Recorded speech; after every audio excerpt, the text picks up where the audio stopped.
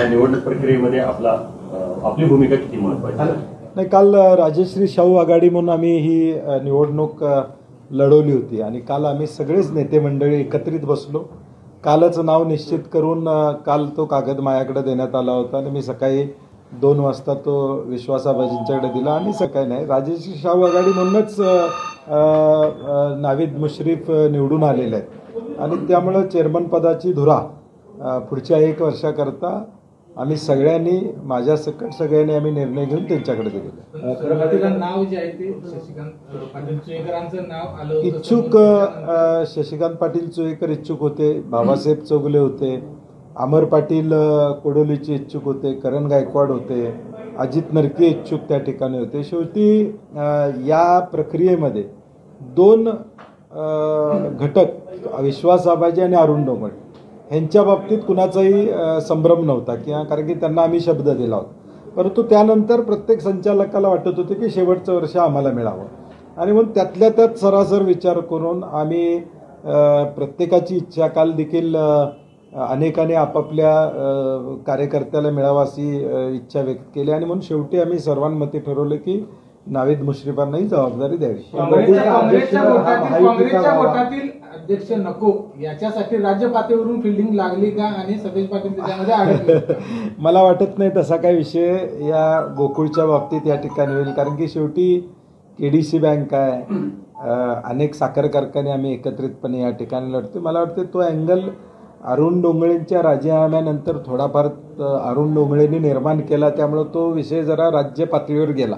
नाही तर तसा काय त्याला अँगल आहे असं वाटायचं मला कारण नाही. पण पहिल्यांदाच अध्यक्षपदाच्या निवडीमध्ये हस्तक्षेप केल्याचं दिसलं. कालच्या बैठकीत कुठेही राज्य पातळीवरच्या नेत्यांचा उल्लेख हा मुश्रीफ साहेबांच्याकडून, विनय कोरेंच्याकडून, पालकमंत्र्यांच्याकडून किंवा चंद्रदीप नारकेंच्याकडून झाला नाही. मी त्यांना तसं विचारलं, तसा कुठलाही विषय त्यांच्याकडून झालेला नाही आहे हे त्यांनी मला सांगितलेलं. आता ते मी सत्य समजून पुढे जातोय. पण राज्य पातळीवरच्या नेत्यांचा जर विरोध किंवा तशा पद्धतीची त्यांची प्रतिक्रिया नसेल, त्यांचा हस्तक्षेप नसेल, मग शशिकांत पाटील चोयकरांचं नाव जाहीर करणं, अजितदादांनी त्यांना भर सभेमध्ये शुभेच्छा देणं आणि मग नाही, करवीरला विश्वास आबाजींना मिळालं होतं असा एक विषय झाला, राधानगरीला अरुण डोंगरेंना मिळाला असा एक विषय झाला होता आणि म्हणून मग इतर तालुक्याला संधी द्यावी.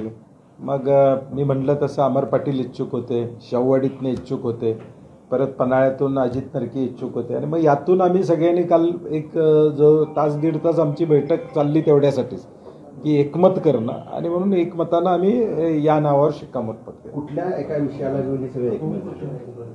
सगळ्याच विषयाला घेऊन, कारण की शेवटी राजश्री शाहू आघाडी म्हणून या गोकुळच्या संघर्षात मी गेले 15 वर्ष हा संघर्ष या ठिकाणी करतोय.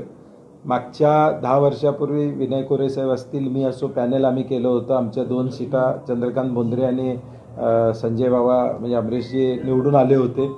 नंतरच्या पुढच्या निवडणुकीमध्ये मल्टी स्टेट या मुद्द्यावरून राष्ट्रवादी मुश्रीफ साहेब हे आमच्याबरोबर त्या ठिकाणी आले आणि या जिल्ह्याच्या या प्रमुख संस्थेवर आम्ही सगळ्यांनी मिळून सत्ता मिळवली.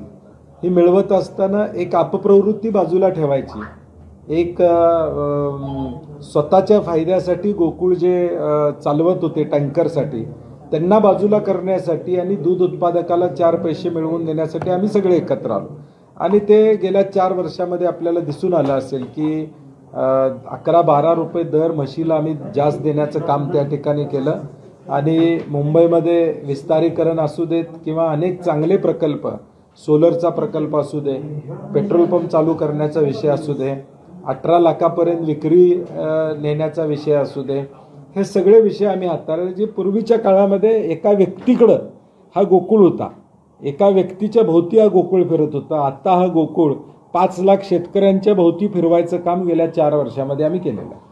निवडणुकीच्या दरम्यान गेल्या निवडणुकीच्या दरम्यान सगळे आपल्या आघाडीतले सगळे नेते म्हणत होते की जे काय असेल ते बंटी साहेबांना विचारा, ते आमचं सगळ्यांचं नेतृत्व करतात.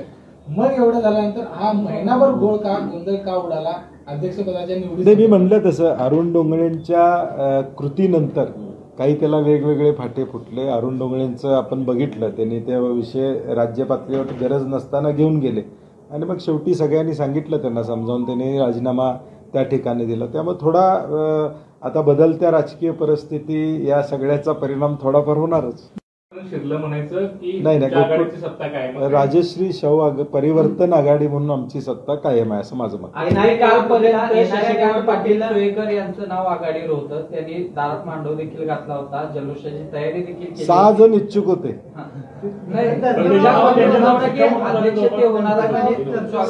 सहा जण इच्छुक होते, त्यामुळे त्यातला मध्यमार्ग आम्ही हा काढला. साहेब, वर्षभरानंतर पुन्हा गोकुळची निवडणूक होणार आहे, त्यावेळी देखील ही आघाडी आज पुढची चर्चा आज करण्यात पॉईंट नाही. त्याच्या आधी जिल्हा परिषद आहेत, महापालिकेच्या निवडणुका आहेत, अनेक भरपूर पाणी वाहून जाणार आहे. अवकाळीत थोडा पूर आलता, अजून पाऊस पडणार आहे, अजून पूर येईल, महापूर येईल, काय काय होणार आहे. शेवटी सहकारातली समीकरणं ही वेगवेगळी सातत्यानं या ठिकाणी असतील. माझा प्रयत्न असेल की ते आहे तसं ठेवण्याचा, एक प्रमुख नेता म्हणून माझा प्रयत्न असेल की आहेच आघाडी राहावी, माझा प्रयत्न असणार आहे. नवीन मुस्लिम महायुतीची आघाडीची का परिवर्तन आघाडीची अध्यक्ष? तर मगाशीच बोललो मी त्याच्यावर.